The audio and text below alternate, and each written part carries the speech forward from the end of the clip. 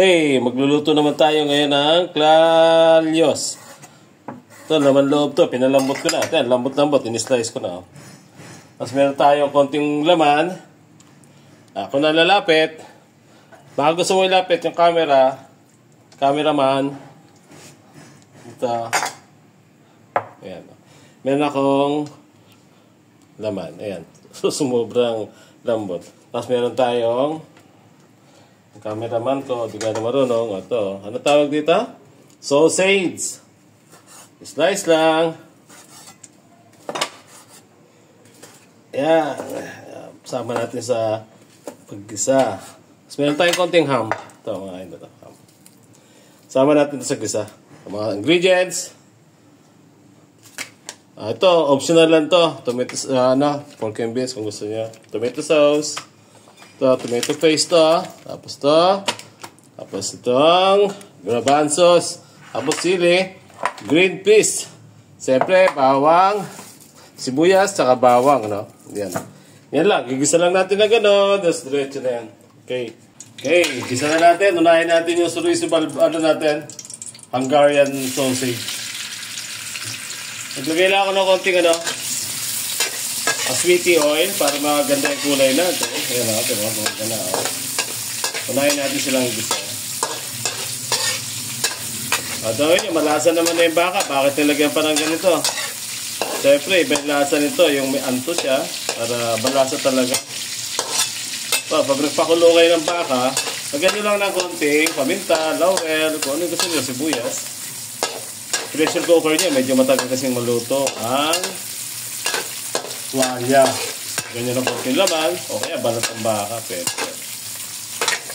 Tapos meron tayong, ano tawag dito, bacon. Kulang bacon, kahit yung ham. No? Para malasa, magkontra yung lasa ng baboy sa baka. Napaka-bango. Ayan, mag-ganit lang tayo, mga ino, ha? Isa lang.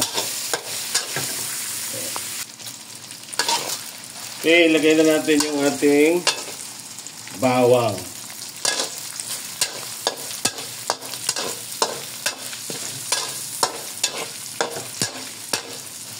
Ayan lang, hindi naman kailangan luto-luto yung bawang.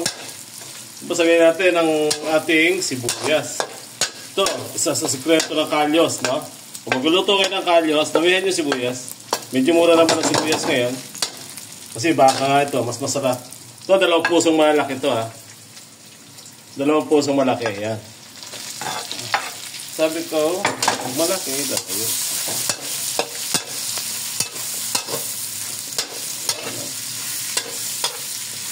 Videography kasi ko ngayon, kaya kailangan turuan natin. Meron kasi magluto pag wala kang nagbibideo, no? Yan. Tomato paste. Lagyan lang natin ng konti. Pag maglalagay ng tomato paste, siguraduhin nyo, mag-isa nyo. Maanto kasi siya pag di siya nagigisa. Ano lang yan, mga 1 kutsarang tomato paste. Ayan, ha? Ganyan lang kadami, oh. Ganyan lang.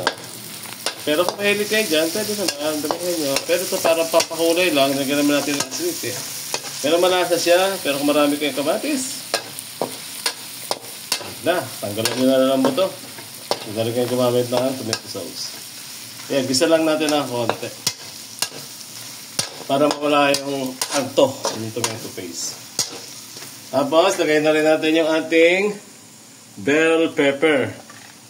Green and red yan, mga idol. Medyo maarte itong pagluto ng Clalios, pero napakasarap naman. Napakulo lang naman kayo. Madali na ito lutuin. Di ba naglalagay pa rin cheese?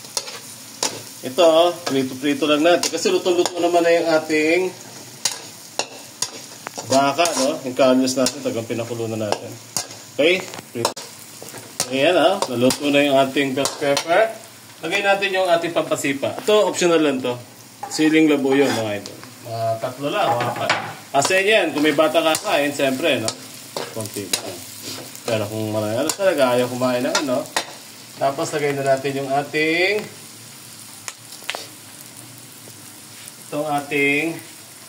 ayan, tawag dito, tuwalya ng baka na pinalambot na natin. Kaya nalagyan ng balat ng baka ng bawang. Ayan, Kita-kita, di ba? Ito laman to, na nadurog na. Sama ko na lang din. Ayan, no? Tapos halo na lang mga idol. Sarap yan, no? Lalagay din natin dito yung pinagpakuluan niya para magkaroon siya ng sabaw. Meron itong konting natirang pinagpakuluan. Ayan. Pwede nyo lang ilagay dito ngayon yung ating, pero kung wala kayong hama, pwede natin ilagay ngayon dito yung ating tomato sauce. Ito na. Lagay natin tomato sauce. Kalati lang. Huwag natin lagay lahat. Baka umasim.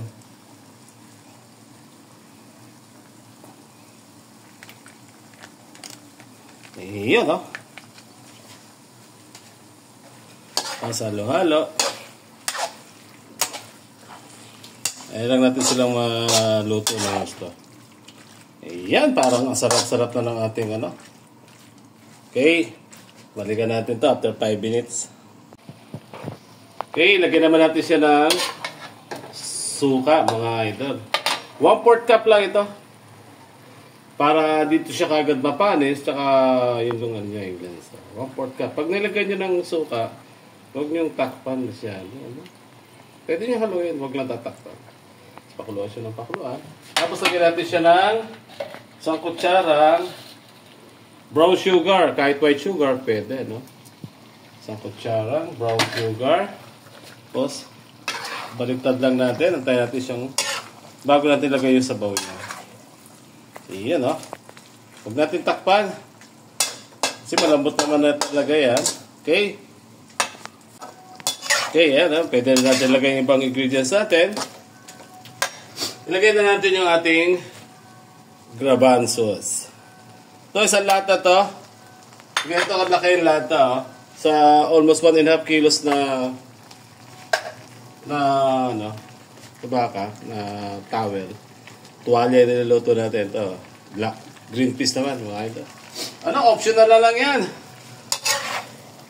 Kung walang garbanzos, walang green peas, pwede naman. Iba, may olive oil pa eh. Ang pinaka-importante dyan, tomato sauce, saka yung kung gusto nyo ng anlasa, may pork and beans, ito bahala ko kung nailagay siguro. Pwede nyo lagyan ng pork and beans to.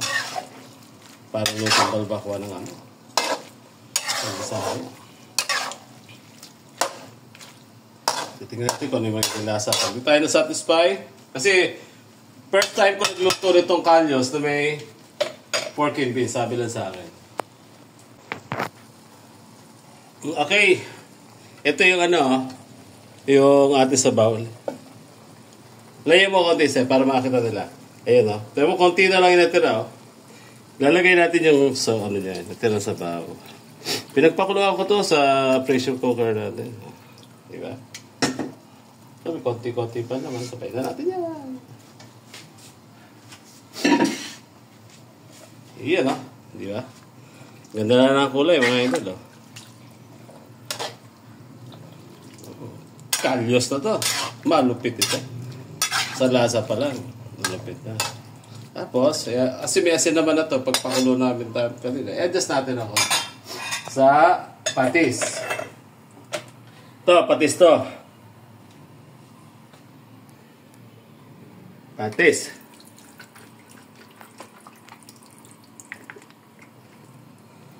Iyan, no?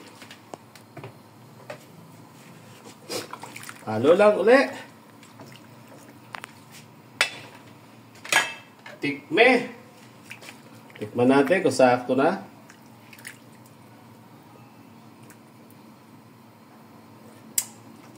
Wow. Mahang na.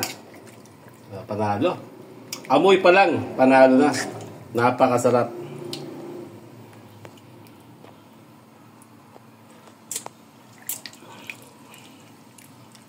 Masarap na mga idol. Ngayon, lalagay na lang natin yung ating pork and beans. Okay, kulo-kulo na mga idol. Parang pinahatak na tayo para kumain. Yun, no? Yung ka-fireworks sa labas mga idol. Mukhang nanalo na. Kahit wala pangalan. Okay, panghuli natin. Paminta, mga lodi, oh. Paminta, oh. So, kutsara lang. Kasi yan, kung gusto nyo na maraming paminta. Pagpakulo ko, niligaw ko naman paminta. Kaya lang, para naghahanap pa ako ng lasa ng paminta. Kasi yan, gusto nyo pandagdagan. Kung gusto nyo nung medyo maanghang, pwede rin tong ano, yung tawag doon, yung tuyong tuyo. Huwag nyo lagay yung saba. Natin.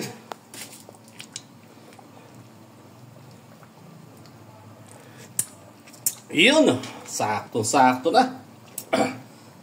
Ulam na, pulutan pa.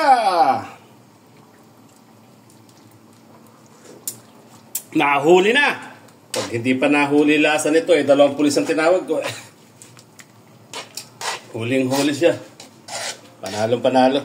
Kayahin nyo na lang mga lodi. Kayo na lang mag-adjust ng ano. Pero panalo, di ba? Ayan, baka na. May tuwalya pa. Sarap nitong iligo kasi tuwalya ang ulam niya. Kain na na!